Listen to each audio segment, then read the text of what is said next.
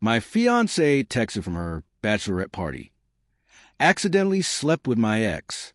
We're getting back together, and I am keeping the ring for future. I replied, thanks.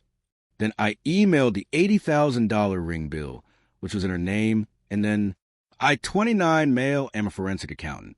I mentioned this not a brag, but to establish that I deal with facts, paper trails, and the ugliest parts of human greed for a living. I look at numbers and I see behavior.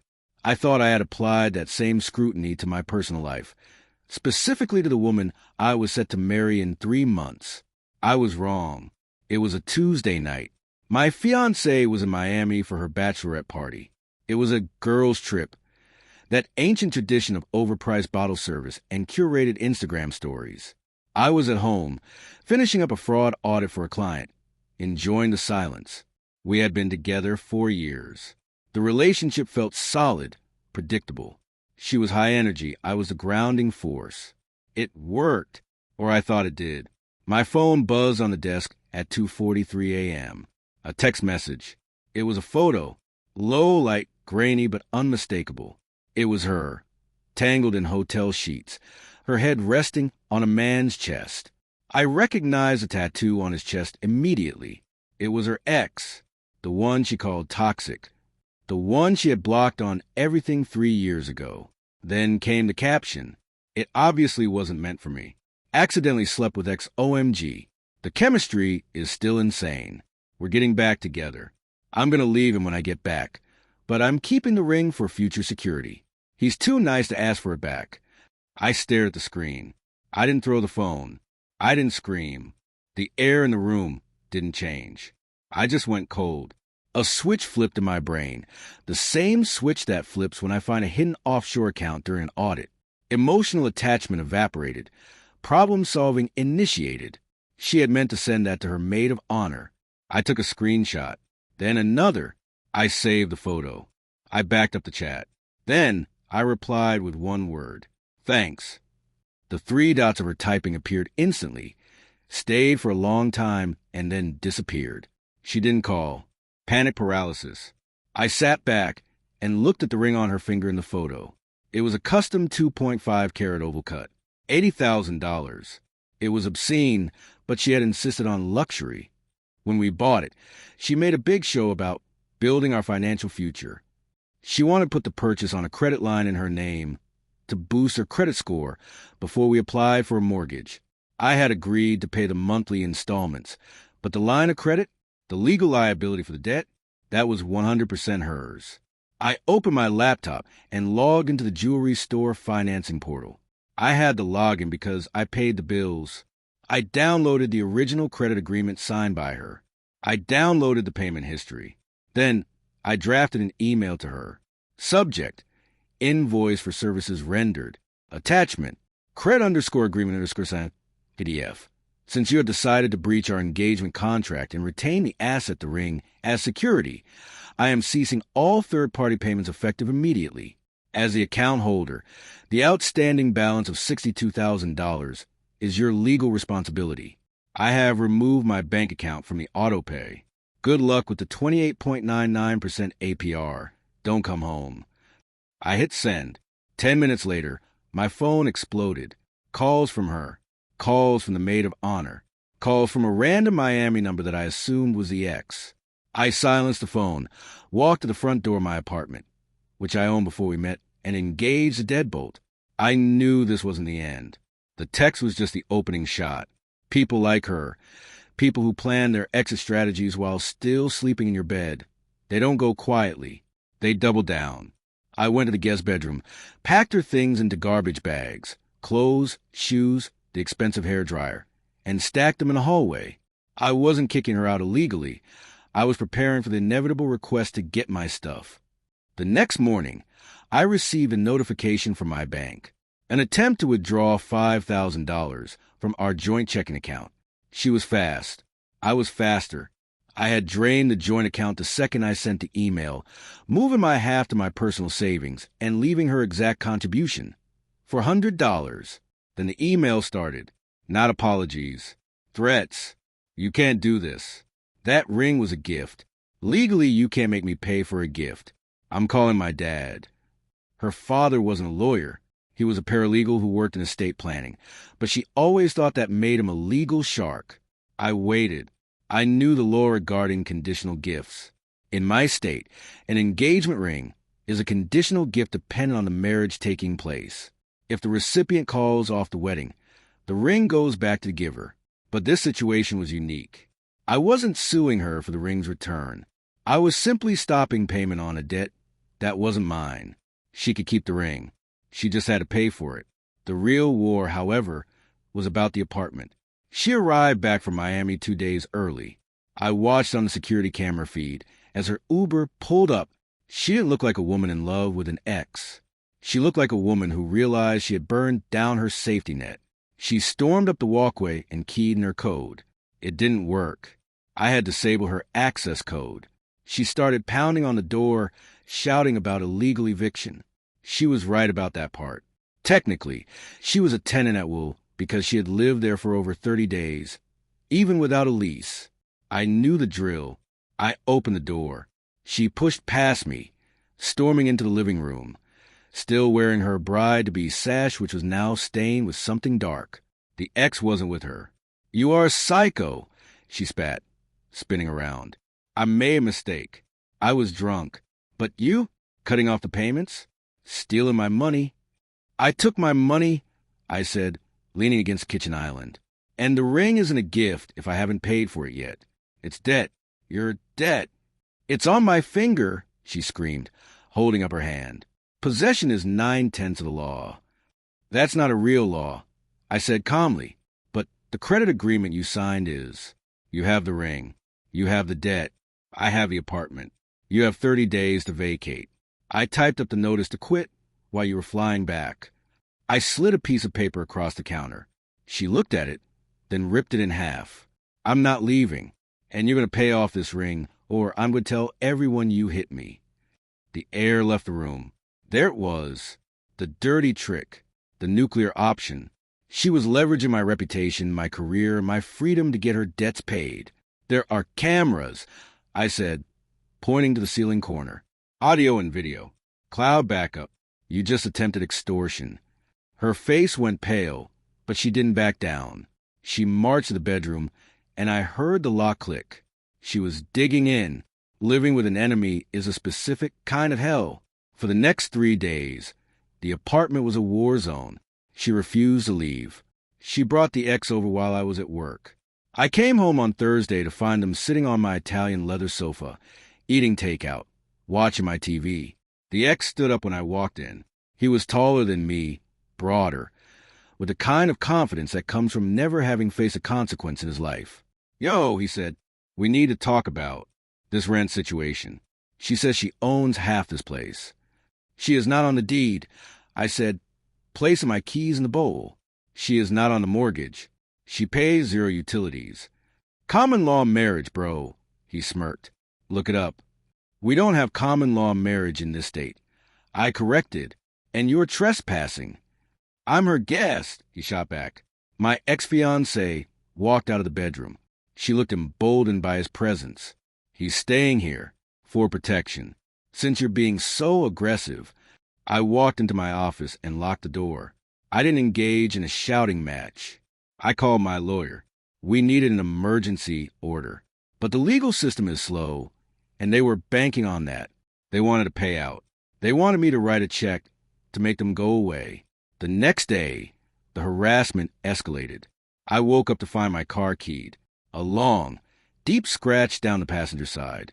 No proof it was them, but the ex's truck was parked suspiciously close. Then came the entitlement from her family. Her mother called me.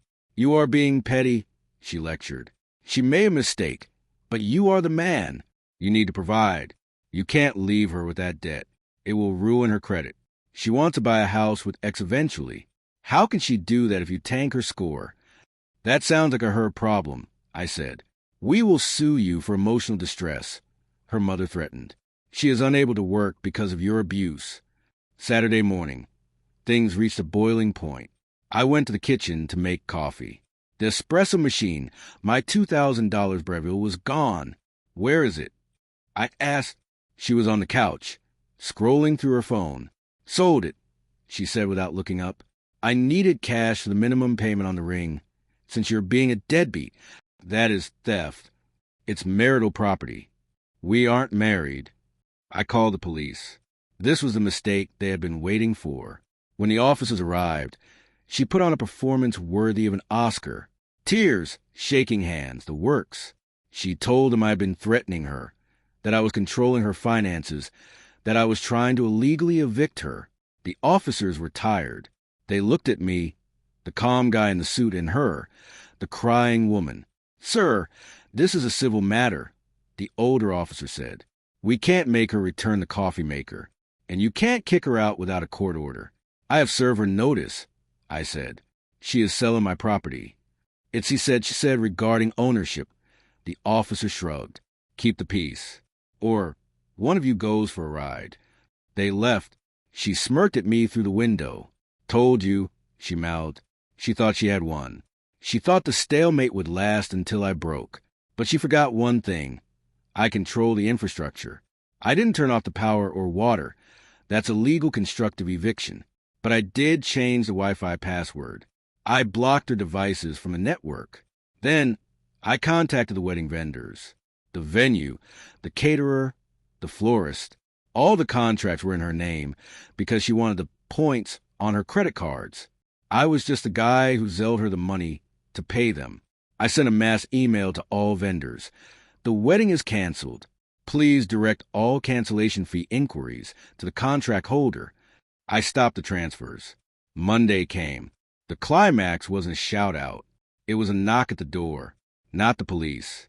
Not a lawyer. It was two men who looked like they chewed gravel for breakfast. One held a badge, bail enforcement agent. "Is X's name here?" I stepped aside and gestured to the living room. "He's eating my cereal." See, the X, the new love of her life, had a secret. He was drowning in debt too. And apparently, he had used my address for his latest vehicle registration to lower his insurance rates. A bounty hunter was looking for him regarding a skip bail bond in a neighboring state, and he was currently sitting on my couch.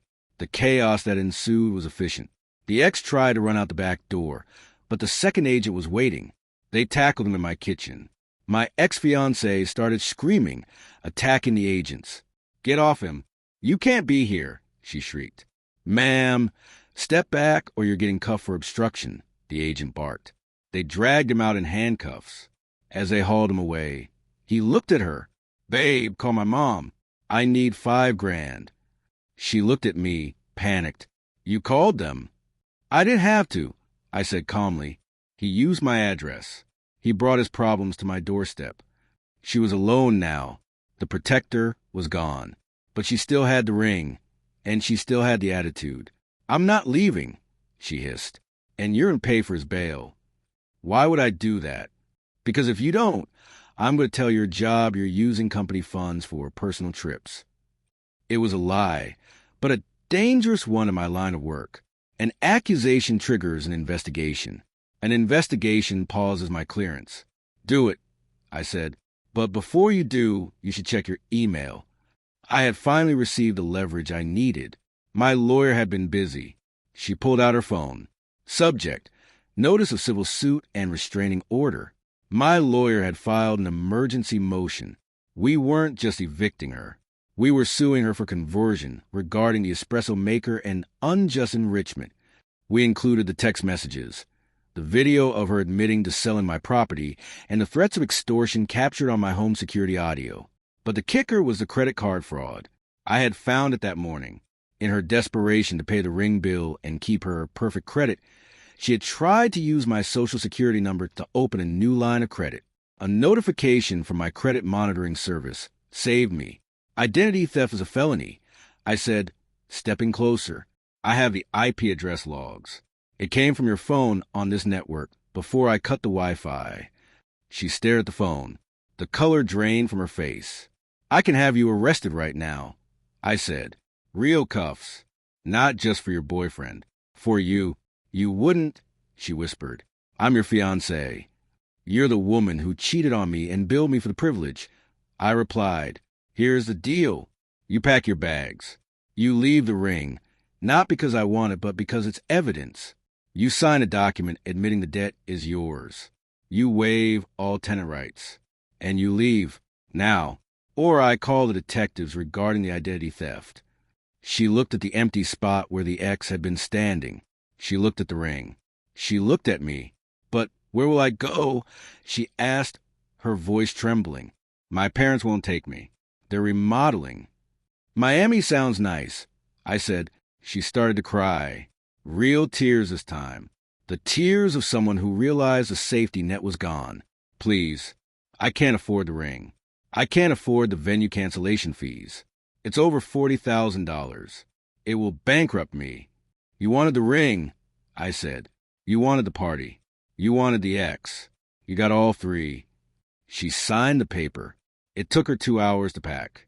I watched her every second to ensure she didn't steal anything else. As she dragged her suitcases out the door, she stopped. I really did love you, you know. I was just scared. No, I said, closing the door. You just love that I paid for things. I locked the deadbolt. Then I engaged the smart lock. Then I put a chair under the handle, just to be sure. The silence in the apartment was heavy, but it was clean. The next few months were a slow-motion car crash for her, which I observed from a safe legal distance. She tried to return the ring. The store offered her 40% of the value, standard for resale. She still owed the bank the remaining $48,000. She defaulted 3 months later. Her credit score, which she had protected so fiercely, plummeted into the 400s. The ex didn't get bailed out. He spent 6 weeks in county. When he got out, he moved in with her parents, not her. Apparently, he charmed the mom.